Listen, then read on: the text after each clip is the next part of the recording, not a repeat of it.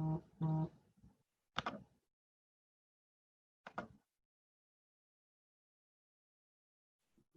right, everybody. Welcome to another episode of our weekly Texas Sky Update. For those of you guys who have been here before, you guys will remember me. My name is Oliver. Those of you guys who don't know me, hi, my name is Oliver. So I'm a student here. I study computer science, and I'm also normally a console operator for our Sky Theater Planetarium. Unfortunately, during the circumstances with COVID and all that, we have brought our show online. So that is what this is going to be. Now, those of you guys who have been here before, you are used to our usual format where we will go ahead and our presenter, Chrissy, which I'll introduce here in a second, she will go ahead and do kind of like a start talk using a software called Stellarium. It is a free software that we can download, and we're going to have the link for that in our comments as well. And on top of that, with Stellarium, she's going to do that talk. And then what we would do beforehand is play a video for you guys. Unfortunately, we feel like those were maybe not doing the best streaming wise. So we are thinking of some events that we're going to start doing here in the near future. So do be looking out for that. But as of right now, for tonight, we're just going to have kind of a little bit longer talk. And Chrissy will go and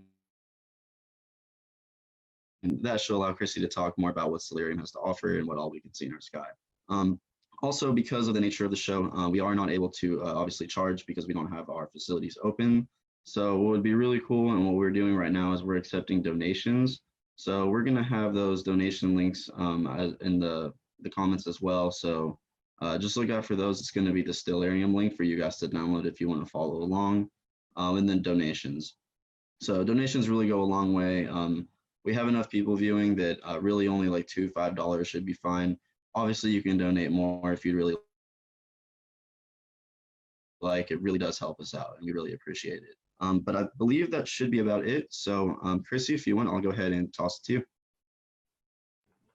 Okay, thanks, Oliver. So as he mentioned, I'm going to be doing my talk through Stellarium since we can't use the planetarium. And then I'm also going to be kind of simultaneously showing you how to use Stellarium. If you do want to download that, Oliver is going to provide the link in the comments for that. But let me just go ahead and share my screen so we can get started. Okay, so here we go. So as you notice, I've already set it to night. But if you bring it up and it's set today, you just have to go to the left-hand side here and click on the date and time window and just make sure you're on the correct date and make sure the time is correct. Also, a good thing to note that it's in military time. So if you're looking for like 10 p.m., it's going to be 22. If you go to 10, it's going to be during the day. And then over here on the left, we also have the location window. I've already set that, but if yours is set to a different place, then you can just type it in right here. So the first thing that you're going to want to do whenever you go outside, whether you're just looking for like one specific constellation or you just want to kind of look around the sky, is to figure out which direction you're facing. So in Stellarium, of course, we have these big red letters telling us which way is north and which way is south. But, you know, of course, we don't have that outside. So the easiest way for us to find our direction is with the North Star. So Polaris is our North Star, and it's pretty much always in the same place, and I'll explain why that is in a second. But one of the easiest ways to find it is going to be using this right here, the Big Dipper. So let me go ahead and bring up, there we go, there's the Big Dipper. So if you go across from the handle here to this part of the pot, and if you'll notice, there's like a bunch of other stars connected on the side, and that's just because the Big Dipper isn't actually a constellation. It's part of the constellation Ursa Major, but the Big Dipper itself is just an asterism, which means a recognizable group of stars. So we use that because the rest of the stars are pretty dim, so the Big Dipper is like the easiest part to see. So anyway, as I was saying, if you go across from the handle here to these two stars, they'll lead you right to Polaris. And Polaris is part of the Little Dipper, but these stars here in the middle are pretty dim.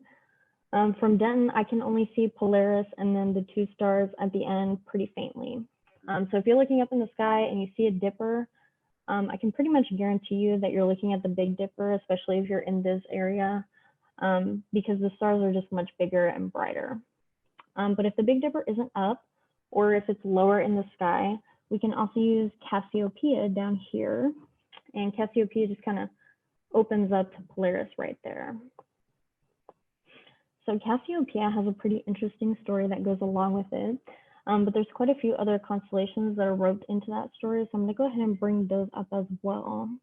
So we have Cepheus, and I'll bring up the labels as well. So we have Cepheus, which kind of just looks like a house, but it's a person. And then we also have Andromeda down here. And then we also have Pegasus kind of connected to Andromeda. So the story goes that Cassiopeia was super vain, and she announced that she and her daughter Andromeda were more beautiful than the sea nymphs. And so that made Poseidon super upset because he was married to a sea nymph. And so he sent a sea monster to attack the city that Cassiopeia and her husband Cepheus were the king and queen of. So an oracle came to them and told Cassiopeia that the only way to save her city was to sacrifice her daughter Andromeda. So naturally, she brought Andromeda to a rock, chained her, and left her there. Great mom. And then Perseus came by on the Pegasus, and he saw her there, and he came to Cassiopeia and Cepheus, and he was like, guys, what the heck? Like, why is your daughter chained to a rock? And so they told him what was happening, and he said that he would save Andromeda if he could have her hand in marriage. So I feel like after Cassiopeia and Cepheus chained their daughter to a rock, they kind of lose the right to tell her who to marry. But, you know, it was back in the old days. So they said yes, they could marry, that he could marry her. So he did save her. And that's pretty much the end of that. But Poseidon felt that she hadn't suffered enough. So he put her up here, and he put her, let me bring up the art. So he has her seated on her throne here, although it looks more like a chair in this picture. But she goes around, and so that way she bumps her head on the horizon. So it's like a little extra punishment. But anyway, we took a little detour, but let's get back to the North Star. So as I mentioned, I do want to talk about why the North Star is so important. It's because it never moves. And that sounds kind of weird, but if we go here to the date and time window, if I forward, you'll notice that everything is going to kind of like go around the North Star so that it looks like it's staying in the same place. So let's see. Yeah, see how the sky kind of looks like it's rotating around. So now it's 5 in the morning, so let's go back to 10-ish, a little after 10. So yeah, it's kind of like the same idea as if you're sitting in an office and you're spinning around. If you look up, the point directly above you is going to look like it's not moving. So that's basically what's happening here. So Polaris is just right above our North Pole. And so as we're spinning, it kind of stays in the same spot.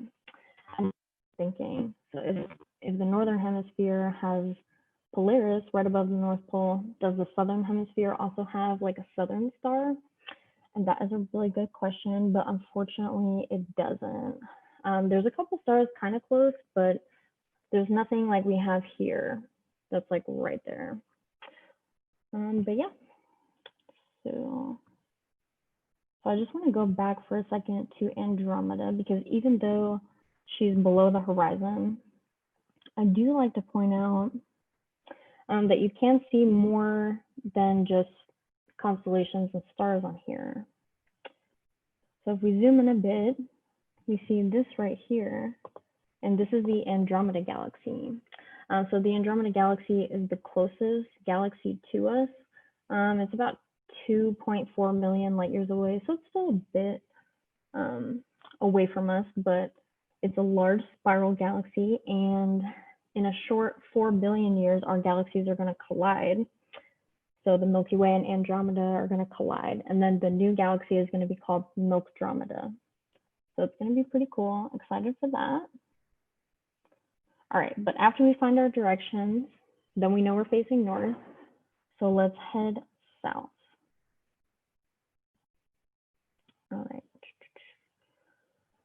we'll stay in like the southwestern part of the sky. All right, so we're gonna kind of keep an eye on Ursa Major here because we're gonna do a little star hopping. And we're gonna use Ursa Major to star hop around. So once you find the Big Dipper, you can really find so many other things just by finding the Big Dipper. So one of the best things in the springtime sky to find, even though it's summer, we can still see a lot of the spring constellations.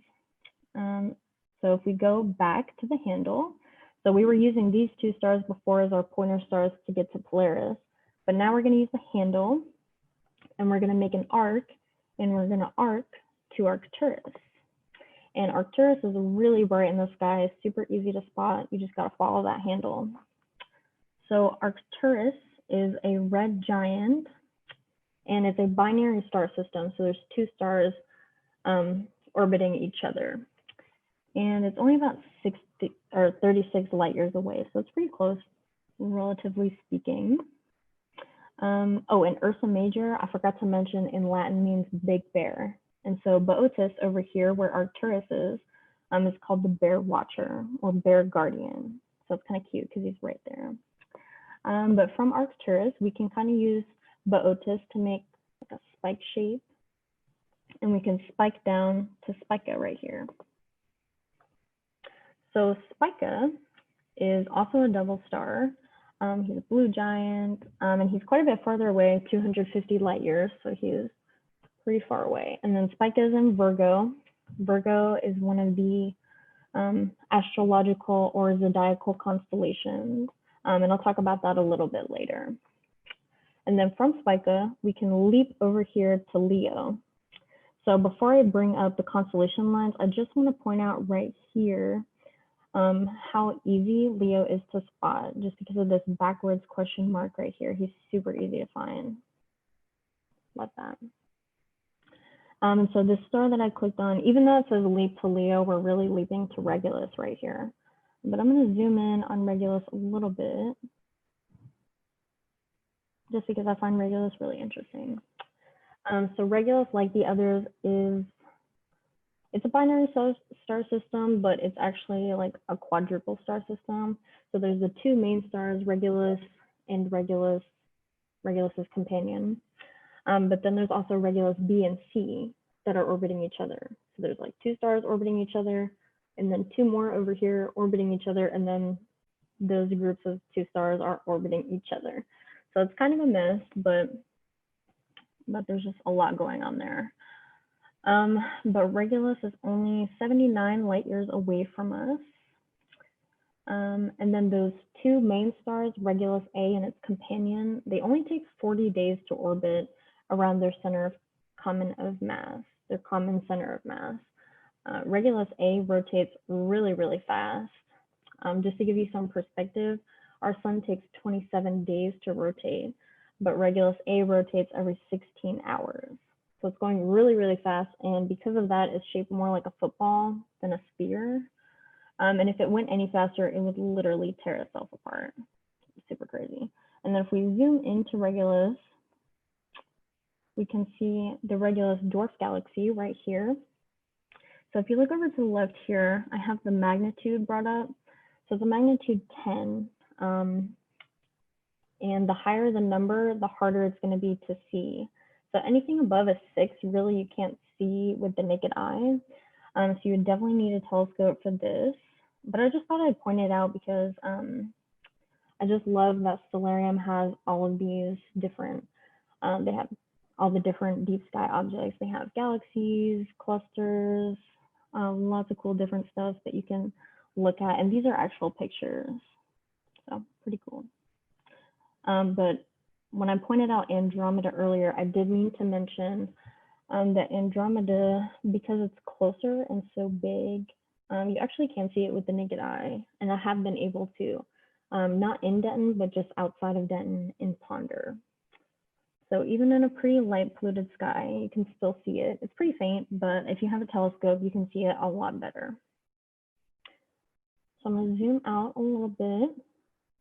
And then I'm gonna go over here to sky and viewing options. And I'm just gonna bring the ecliptic.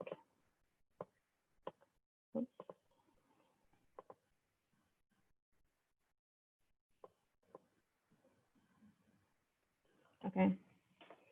having a little bit of technical difficulties.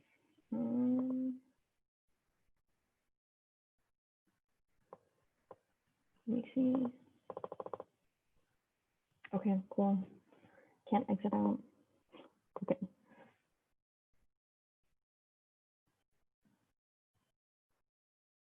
Okay. Let's try that again. Okay, it did turn the ecliptic on. Okay, cool. Okay. So this red line is the ecliptic. So the ecliptic is the path that the sun follows. But it's also the path that the moon and the planets follow. And then it also has these zodiacal constellations on it as well. So we've got like Virgo, Leo, and then we also have Scorpius over here, and Sagittarius is going to be over here as well. He's starting to come up. But these are the constellations. If you're into astrology or have heard of it, they kind of assign everybody one of these constellations based on where the sun was when you were born. But there's actually 13, and it's kind of confusing, but anyway. So we have Scorpius here. Scorpius is another one that's really easy to find. And then it also has this guy here, Antares, which I think is like the heart of the scorpion. But I really like the story that goes with Scorpius. So it's kind of like Cassiopeia was tied to a bunch of other constellations. Scorpius is tied to another constellation, Orion, which is a winter constellation. So unfortunately, he's down right now, but I'll explain why that is. So Orion, the other constellation, he claimed that he was a better hunter than Artemis, who was the hunter goddess. So obviously that really upset her. So her twin brother, Apollo, sent this scorpion down to destroy Orion. So they were pretty evenly matched, and their battle just raged on for weeks, and they were like destroying cities, and it was just a whole mess. So with no end in sight, Zeus put them both up in the sky, but he put them on opposite ends, so that when Scorpius is coming up, Orion's setting, and when Orion's coming up, Scorpius is setting. That way their battle just continues on forever. But if you've ever seen Moana, there's a part in the movie where she's lost at sea, and she's following the fish hook in the sky to get home. And so she's actually following a Scorpius, but in Hawaiian and Polynesian culture, they saw Scorpius as the demigod Maui's fish hook. So I loved that that was super accurate to the culture. And then, as I mentioned, we have Sagittarius over here. He is supposed to be a great warrior, but he's super recognizable by this teapot part right here. Yeah, once it gets up a little higher, it's super easy to spot. And then as you can see, just below the horizon, we have Jupiter and Saturn. So if we speed up time a little bit, just like an hour, there we go, they're above the horizon. So they're going to be coming up soon. And an easy way to tell if you're looking over there and you see Scorpius and you look a little to the left and you see a bright dot and you're wondering, like, is that Jupiter? I'm not sure. An easy way to tell is if it's twinkling or not, because like the song Twinkle Twinkle Little Star suggests, stars do twinkle and planets don't. And that's just because stars are so far from us that as the light's coming to us, it's getting interrupted by like just all kinds of different things, dust, planets, stars. But then planets are so close to us that that light's not really getting interrupted as much. So they're not going to blink or twinkle like stars. So yeah, I think I'm kind of running out of time.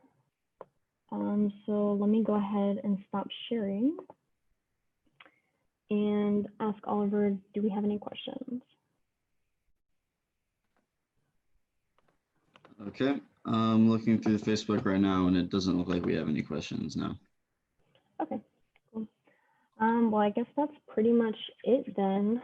Thank you guys for coming out or watching this after it's posted. I don't know. Just a reminder that we are going to have trivia this coming Wednesday at 7. We're just going to be using Kahoot. It's going to be free. You don't have to make an account or anything either, and it's going to be super fun.